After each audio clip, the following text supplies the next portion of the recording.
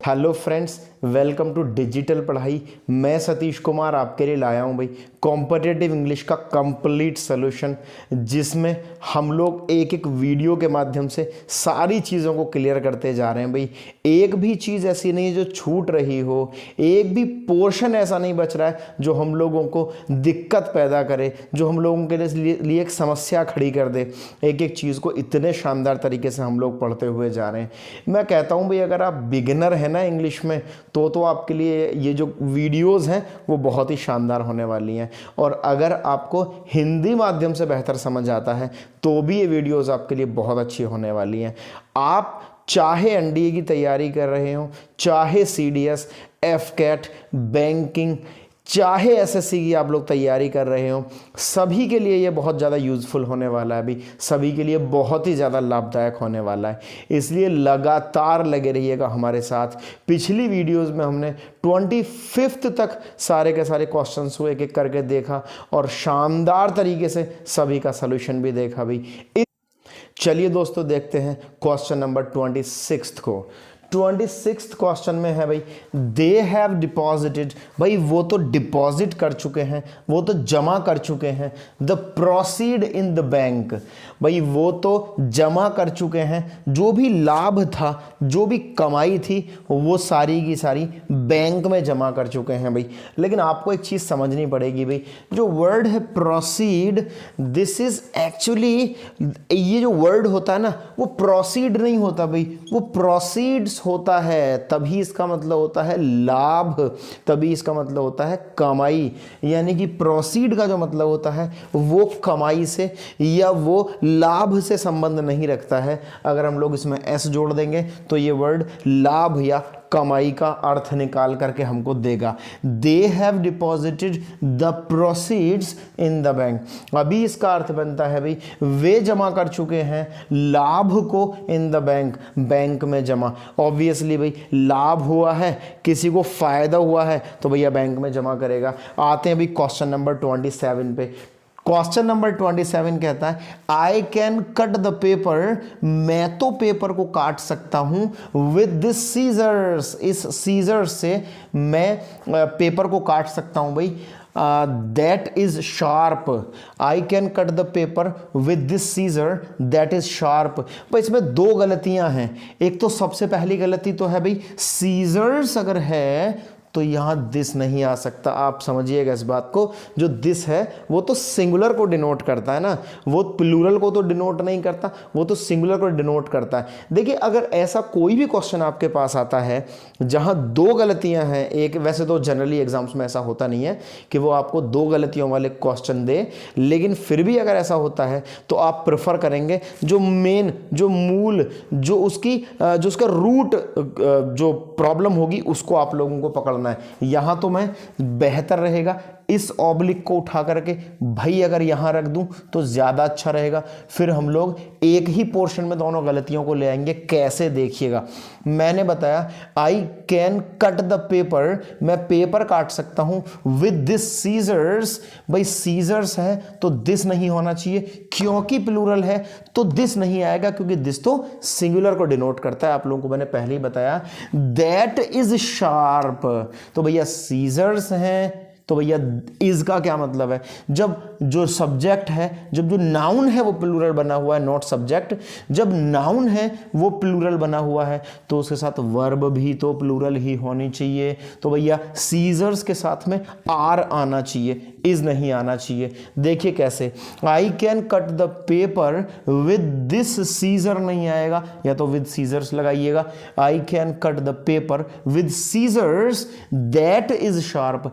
अब आपके मन में ना एक क्वेश्चन आ रहा होगा, भाई दैट भी तो हम लोगों ने लगाया सीजर्स के लिए, तो अगर सीजर्स प्लूरल है तो दैट भी तो इस्तेमाल नहीं होना चाहिए। भाई आपको ना एक क्लैरिफिकेशन दे दूं, एक चीज आपको समझनी पड़ेगी, और वो ये है कि भैया दैट तो जोकी के लिए इस्तेमाल हो रहा है, किसी चीज को नोट करने के लिए सिंगुलर प्लूरल के लिए नहीं इस्तेमाल हो रहा है। दैट तो जोगी के लिए इस्तेमाल हो रहा है, इसलिए ये तो सिंगुलर के साथ में भी प्रयोग हो सकता है और यहां प्लूरल के साथ में भी जस का तस प्रयोग हो सकता है। उसके बाद में दोस्तों देखते हैं, जैसे हम लोगों ने यहां देखा सीजर्स के लिए तो इज नहीं आएगा, आर आना चाहिए भाई। 28 की तरफ चलते हैं भाई। दे गो फिशिंग एवरीडे, भाई वे तो जाते हैं कहां, एवरीडे फिशिंग पे जाते हैं। एंड ब्रिंग, भाई और लाते हैं, क्या लाते हैं, अ लॉट ऑफ फिशेज। भाई जब मैं थ्योरी पोर्शन पढ़ा रहा था ना, जब मैं आपको मोस्ट इंपॉर्टेंट रूल्स बता रहा था, तब मैंने आपको ये भी बताया था कि भैया फिश एक ऐसा वर्ड है जो सिंगुलर में भी फिश ही होगा और प्लूरल में भी फिश ही होगा। डियर एक ऐसा वर्ड है जो भैया सिंगुलर में भी डियर ही होगा और प्लूरल में भी डियर ही होगा। हेयर एक ऐसा वर्ड है जो सिंगुलर में भी हेयर होगा और भैया प्लूरल में भी हेयर होगा। तो हम लोग फिशेज कैसे कर सकते हैं, हाँ मैंने आपको ये भी बताया था कि फिश का फिशेज किया जा सकता है अगर उनके साथ में गिनती आ गई है भाई 2 4 6 8 10, तब हम लोग फिश का फिशेज आराम से कर सकते हैं भाई, कोई परेशानी नहीं है। लेकिन यहाँ तो हमारे सामने किसी प्रकार का कोई नंबर नहीं दिया गया, किसी प्रकार की कोई काउंटिंग नहीं दी गई है। यहाँ तो बताया है भैया बहुत सारी मछलियाँ, कोई काउंटिंग नहीं है, तो भैया फिशेज नहीं आएगा, खाली फिश आएगा। माने सेंटेंस बनेगा they go fishing every day and bring a lot of fish not fishes. इसका मतलब सी पोर्शन में एरर पकड़ में आ गया भाई। इसी तरह से आप अपने एग्जाम में पकड़ते जाइएगा भाई एरर्स को। एक एक एरर आपके आंखों के सामने जब आती है तो तुरंत डिटेक्ट होनी चाहिए भाई। एक भी एरर ऐसा नहीं होना चाहिए जो आपसे दूर चला जाए, जो आपसे पार चला जाए भाई। सारे के सारे एरर्स को आपको पकड़ना पड़ेगा और इतना सिद्धस्त होना पड़ेगा आपको अपने सब्जेक्ट में कि भैया इधर क्वेश्चन और इधर उसका उत्तर, तभी जाकर के तो आप में आएगा परफेक्शन और तभी जाकर के आपके बनेंगे रिक्रूट होने के चांसेस। चलिए दोस्तों चलते हैं 29th क्वेश्चन की तरफ। अ पेयर ऑफ सनग्लासेस, अब भाई सनग्लासेस का एक जोड़ा have been found in the class, भाई क्लास में पाया गया है। अब देखिएगा आप पाया क्या गया है, पाया गया है भैया एक जोड़ा पाया गया है। सनग्लासेस मेन सब्जेक्ट नहीं है। मैंने इस जो एक्सरसाइज चल रही है उसके सही पहले वाली क्लास में आपको बताया था कि अगर इस तरीके से ए ग्रुप, ए पेयर, जो भी पेयर है, ग्रुप है, टीम है, इस तरीके के जो भी वर्ड्स होते हैं उनके बाद में भाई प्लूरल तो आएगा आपका जो नाउन होगा और भैया सिंगुलर होगा आपका जो वर्ब होगा, क्योंकि हम वर्ब को यहां रखे हुए नाउन के हिसाब से नहीं लगाते, a pair, a team, a group के हिसाब से सेट करते हैं भाई। अब जनरल सी चीज देखिएगा, मैंने बोला भाई अ पेयर ऑफ सनग्लासेस तो हैज आना चाहिए क्योंकि सनग्लासेस नहीं पाए गए, एक जोड़ा पाया गया है भाई। बहुत बहुत ज़्यादा ध्यान से सुनते रहिएगा इन चीज़ों को, क्योंकि एक एक चीज़ टच करेगी भाई आपके एग्ज़ाम के पॉइंट ऑफ व्यू से। एक एक चीज़ आपके दिमाग में क्लिक करनी चाहिए जब आप लोग एग्जाम में बैठे हो। भाई हमको पोर्शन नंबर बी में ही गलती मिल गई है। दोस्तों चलते हैं पॉइंट नंबर 30 यानी कि क्वेश्चन नंबर 30 की तरफ। ही वॉज लीडिंग, भाई वह लीड कर रहा था, ऑक्सेस वह तो बैलों को लीड कर रहा था, टू हिज फील्ड अपने खेतों के लिए, फॉर प्लोइंग भैया ताकि वो अपने खेतों को जोत सके। इसका मतलब है वह बैल ले जा रहा था, बैलों को लीड कर रहा था खेतों पर ताकि वो अपने जो खेत है उनको जोत सके। दोस्तों दो वर्ड्स मैं आपको इस तरीके से बताऊंगा, एक होता है भी ऑक्स और एक होता है दोस्तों चाइल्ड। ऑक्स में en लगा करके इसका प्लूरल बनाते हैं, यानी कि ऑक्सिस जो वर्ड हम लोगों ने लिखा है ना भाई वो ठीक नहीं है दोस्तों। वर्ड बनता है ऑक्सन, यानी कि ऑक्स होता है सिंगुलर और ऑक्सन मीन्स होता है भाई प्लूरल। दूसरा वर्ड बनता है भाई चाइल्ड, एक बच्चे के लिए, और भैया चिल्ड्रन होता है बहुत सारे बच्चों के लिए। तो देखिए ना ही तो ऑक्सिस एक सही वर्ड है और ना ही चाइल्ड्स एक सही वर्ड है, ना ही चिल्ड्रंस एक सही वर्ड है। मेरे कहने का जो मतलब है वो ये है भाई ऑक्स का प्लूरल ऑक्सन और चाइल्ड का प्लूरल चिल्ड्रन, इसलिए ऑक्स का ऑक्सिस, चाइल्ड का चाइल्ड्स, चिल्ड्रन का चिल्ड्रंस किसी भी प्रकार से नहीं किया जा सकता है। इसलिए बी पोर्शन में हम लोगों को एरर पकड़ में आ गई है अभी कि ऑक्सिस नहीं करना है, ऑक्सन कर देना है। जैसे ही आपने ऑक्सन किया आपका सेंटेंस करेक्ट हो गया है भाई। पॉइंट नंबर 31 की तरफ चलते हैं। ही ऑलवेज टेक्स, वह तो भैया हमेशा ही खाता है, लेता है 3 ब्रेड्स अ डे। ऑब्लिक को लगाइए दोस्तों यहाँ, तब जाकर के सही तरीके से हमको पकड़ में आएगी इसके एरर। देखिए he always takes 3 breads a day. भाई मैंने तो जब मैं बिल्कुल बेसिक से बिल्कुल स्टार्टिंग की 2-3 क्लासेस में ही मैंने आपको बताया दोस्तों, जो ब्रेड नाम का वर्ड है ना वो अनकाउंटेबल होता है। अनकाउंटेबल जो नाउन है उसके पहले तो हम लोग 1 2 3 4 अ फ्यू, द फ्यू, ये इनमें से कोई सा भी वर्ड इस्तेमाल नहीं कर सकते, ना ही उनका प्लूरल बना सकते हैं। और क्योंकि वो सिंगुलर, क्योंकि वो काउंटिंग में नहीं आ सकते तो प्लूरल भी उनका नहीं बना सकते हम लोग। तो हमने क्या काम किया, हमने तो ब्रेड का ब्रेड्स कर दिया। ऐसे ऐसे बहुत सारे वर्ड्स मैंने आपको बताए। मैंने सोप नाम से भी एक वर्ड वहां बताया, ब्रेड नाम से भी एक वर्ड मैंने आपको बताया, पूरी लिस्ट बताई गई है ऐसे वर्ड्स की। दोस्तों अगर यहां थोड़ा सा कंफ्यूजन हो रहा है ना तो आई रिक्वेस्ट यू जाइए और पीछे जाकर के देखिएगा, जो पिछली वीडियोस में हम लोगों ने सारा कुछ थ्योरी पार्ट बताया है, सारा कुछ जो हम लोगों ने बताया है उसको एक एक करके पढ़िएगा। यहां जितने क्वेश्चंस हम लोग कर रहे हैं ना, मैक्सिमम क्वेश्चंस का जो आंसर है ना वो आपको पहले ही दे दिया गया है। इसलिए जितनी चीजें आप लोगों ने पहले पढ़ी हैं अगर उनको दिमाग में रखा हुआ है तो ये सारी की सारी चीजें आपको बहुत ही अच्छे से समझ में आ जाएंगी भी, किसी प्रकार की कोई परेशानी आपको नहीं आने वाली है। तो मैंने तो आपको बताया भाई जब ब्रेड अनकाउंटेबल नाउन है तो उसका तो प्लूरल भी नहीं बनाया जा सकता, और उसको कैसे हम लोग 2 3 5 कह करके बोल सकते हैं, नहीं बोल सकते अभी।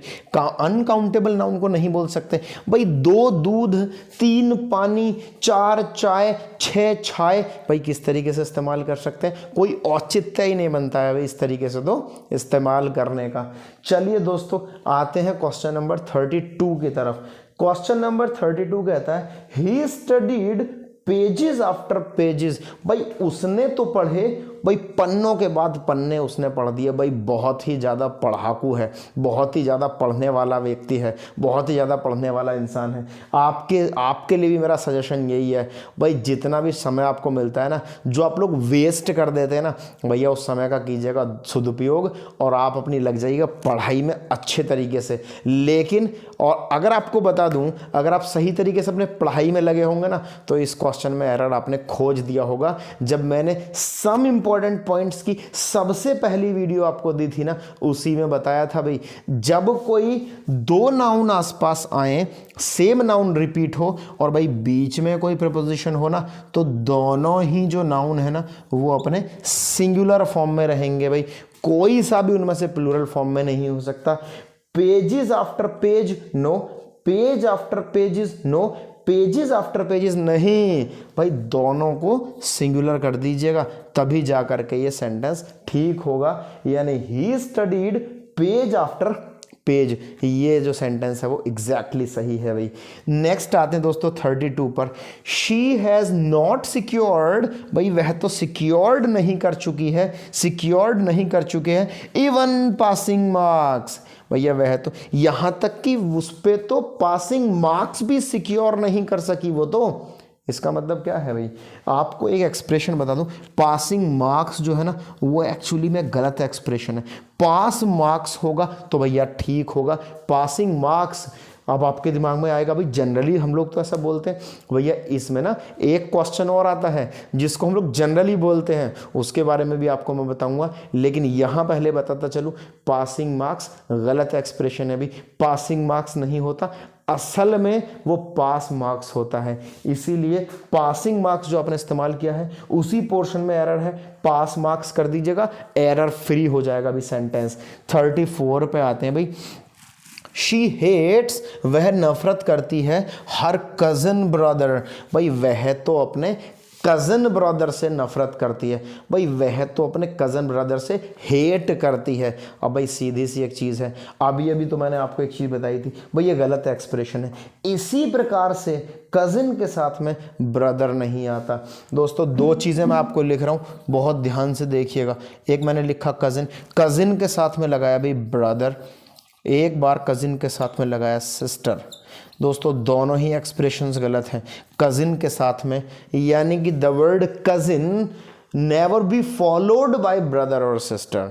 भाई जो कज़न नाम का वर्ड है ना, वो भाई कभी भी ना ही तो ब्रदर से फॉलो किया जाएगा, आई मीन ना ही तो उसको ब्रदर फॉलो कर सकता है और ना ही उसको सिस्टर फॉलो कर सकती है भाई। यानी कज़न ब्रदर गलत है और कज़न सिस्टर भी गलत है, खाली कज़न हम लोगों को बोलना पड़ेगा। अब भाई आपके दिमाग में एक चीज़ आएगी, सर अगर उसके साथ में ब्रदर मेंशन ना किया जाए, अगर उसके साथ में सिस्टर मेंशन ना किया जाए, तो कैसे पता लगेगा भाई चचेरी बहन की बात चल रही है या चचेरे भाई की बात चल रही है? तो भैया देखिए ऐसा है, आगे पीछे के सेंटेंसेस आपको बताएंगे कि वो कज़न ब्रदर की बात चल रही थी, आई मीन चचेरे भाई की बात चल रही थी या चचेरी बहन की बात चल रही थी। यानी उसमें वो लड़के की बात कर रहा है या लड़की की बात कर रहा है। सपोज कीजिएगा 34वें क्वेश्चन में एक पहले कोई सेंटेंस था और उस सेंटेंस में अमित लगा हुआ था, सुमित लगा हुआ था, इसका मतलब कौन है? तो भैया कज़न सिस्टर नहीं होना चाहिए, कज़न ब्रदर होना चाहिए। यानी कि वो जो कज़न है वो उसका भाई है, वो मेल की बात कर रही है, फीमेल की बात नहीं कर रही है। इसीलिए यहाँ मेंशन नहीं होगा, किसी और जगह मेंशन हो करके आपको ये पता लगेगा भाई कि ये भाई की बात कर रही है या बहन की बात कर रही है। चलिए दोस्तों चलते हैं point number 35, I mean question number 35 की तरफ भाई। इट इज़ अ न्यूज़, ये तो भैया एक खबर है, that they are about to come. भाई ये एक न्यूज़ है कि भैया वे आने वाले हैं। अब देखिए दोस्तों, जब मैंने आपको न्यूज़ नाम से एक वर्ड बताया था तो मैंने आपको ये कहा था भैया ये जो न्यूज़ है ना वो अनकाउंटेबल नाउन है, गिनती नहीं की जा सकती इसकी, अनकाउंटेबल नाउन है। और अनकाउंटेबल नाउन के पोर्शन को पढ़ाते पढ़ाते मैंने ये भी बताया था भैया जो भी अनकाउंटेबल नाउन होगा ना उसके पहले a, an, few, many, a few, the few, इनमें से किसी वर्ड का इस्तेमाल नहीं किया जा सकता है। कारण उसका उसी वीडियो में मैंने आपको बताया था। इसलिए न्यूज़ के पहले ए लगाना भाई सरासर गलत है, इसलिए हम लोग न्यूज़ के पहले ए नहीं लगा सकते। जैसे ही न्यूज़ के पहले से ए हटा भाई सेंटेंस हो गया हमारा बिल्कुल ठीक। इट इज़ न्यूज़, यह खबर है कि they are about to come, भैया वे तो आने वाले हैं। दोस्तों इस वीडियो में भी हमने 26, 27, 28, 29, 30, 31, 32, 33, 34, 35 तक हम लोगों ने पढ़ा, यानी कि 10 क्वेश्चंस को सॉल्व किया। भाई इसी तरीके से धीरे धीरे हम लोग सारे के सारे क्वेश्चंस को कंप्लीट करते जा रहे हैं और हम लोग मोर प्रैक्टिस में एंगेज होंगे भाई, ज़्यादा से ज़्यादा हम लोग प्रैक्टिस करेंगे। उसका फैक्टर भी मैंने आपको कई बार बताया दोस्तों, जितनी ज़्यादा प्रैक्टिस होगी ना उतना ही ज़्यादा परफेक्शन आएगा और जितना ज़्यादा परफेक्शन आएगा ना चांसेस उतने ही ज़्यादा बनेंगे। इसके लिए लगातार करते रहिएगा भाई अपनी प्रैक्टिस को हमारे साथ। कोई भी क्वेश्चन आपको पूछना है कमेंट बॉक्स आपके पास है, कोई भी क्वेरी अगर आपकी है, कोई भी सुझाव अगर आपको हमें देना है ना तो भैया कमेंट बॉक्स आपके पास है, वहाँ जाइए कमेंट में अपना जो भी क्वेश्चन, जो भी क्वेरी, जो भी सजेशन है वो लिखिएगा और भैया डायरेक्टली क्लिक मार दीजिएगा, भेज दीजिएगा हमारे पास में और हम लोग कोशिश करेंगे कि आपका जो कमेंट है उसका जो उत्तर है, जो रिप्लाई है वो एज सुन एज पॉसिबल आपको दिया जा सके। चलिए दोस्तों मिलते हैं अगली वीडियो में पूरी एक्सरसाइज के साथ में। और चलिए इस वीडियो को देख करके अगर आपने लाइक नहीं किया ना और आपको कुछ ना कुछ मिला है तो भैया कर दीजिएगा लाइक और चैनल को कीजिएगा सब्सक्राइब। मिलते हैं दोस्तों अगली वीडियो में। Thank you very much.